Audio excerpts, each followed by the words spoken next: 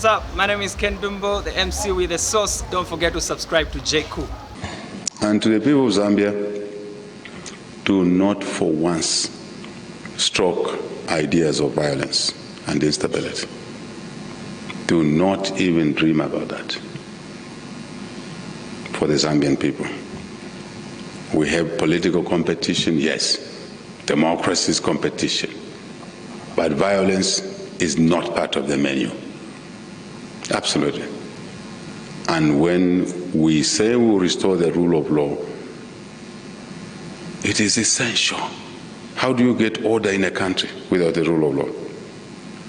We saw the fights in the markets, in the bus stops, not many years ago, and we've already forgotten.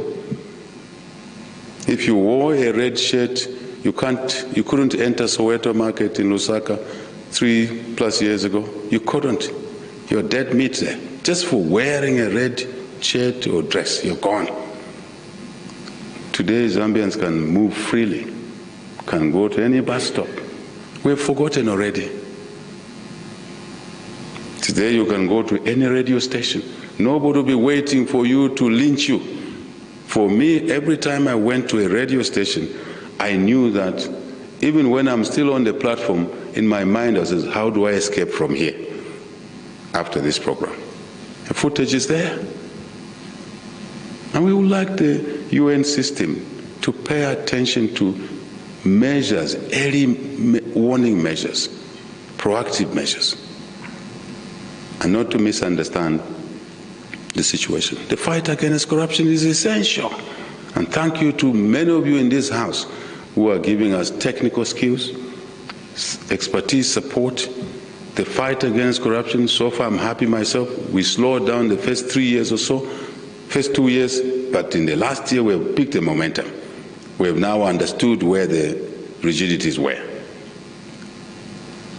But corruption is not equivalent. The fight against corruption is not equivalent to the loss of human rights. We're misunderstanding things. A guy takes $10 million.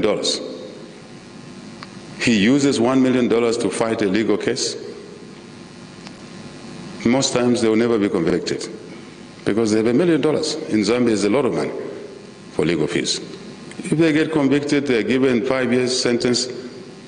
Then, after 3 years, they're out because of remission.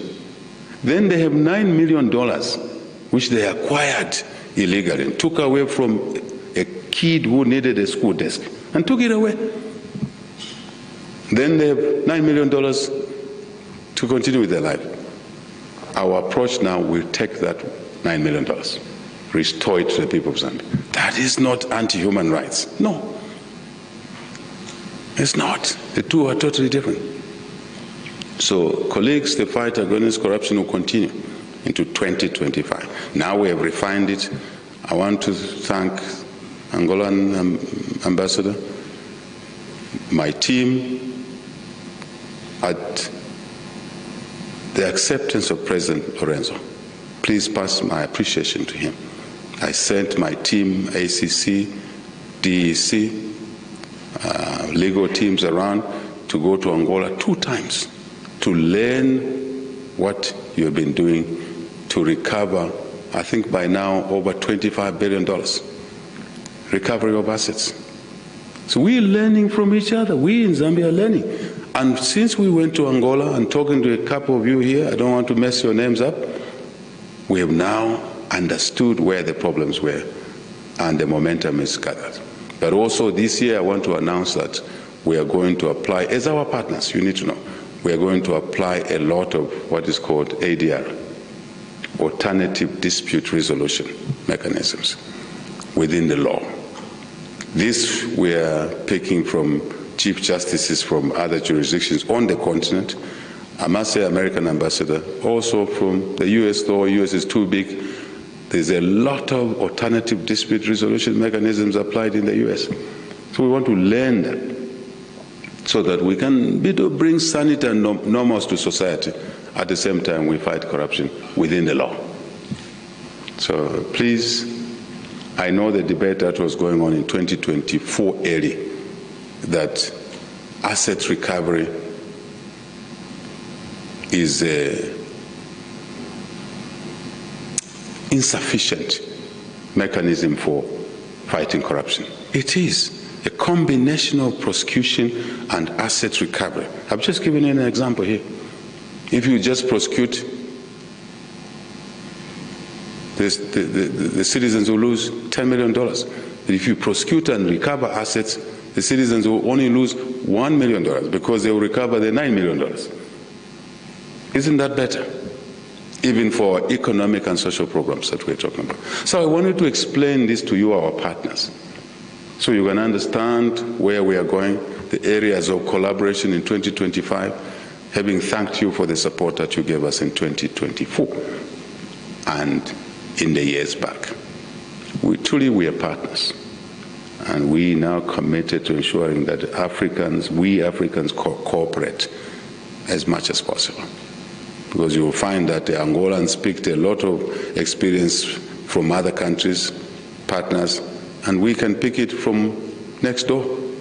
Literally, we can walk over, even cycle, to go to Mokshiko, isn't it? And that's why we need a corridor, the Lobito corridor. We can open our roads and railway and agriculture and everything. I think I've said enough. Zambia will remain a member of the League of Civilized Nations. Rule of law, human rights, democracy, very important.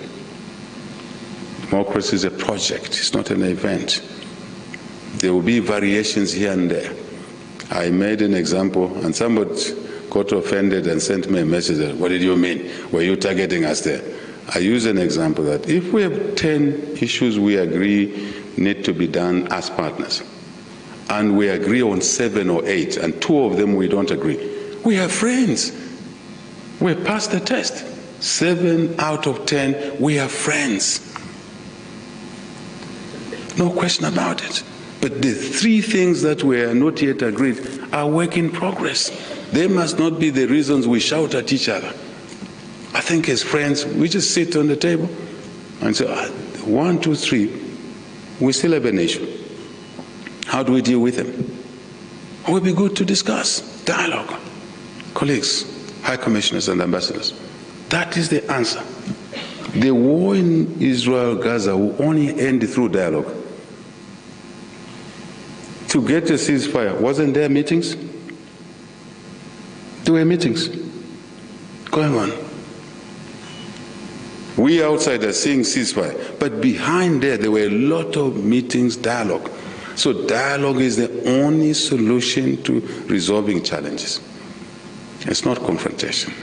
No. Can never be. So, thank you very much, colleagues. Thanks for tuning in to JQ News. Don't forget to like, share, and subscribe for the latest updates on tech, politics, and everything in between. Until next time, stay cool.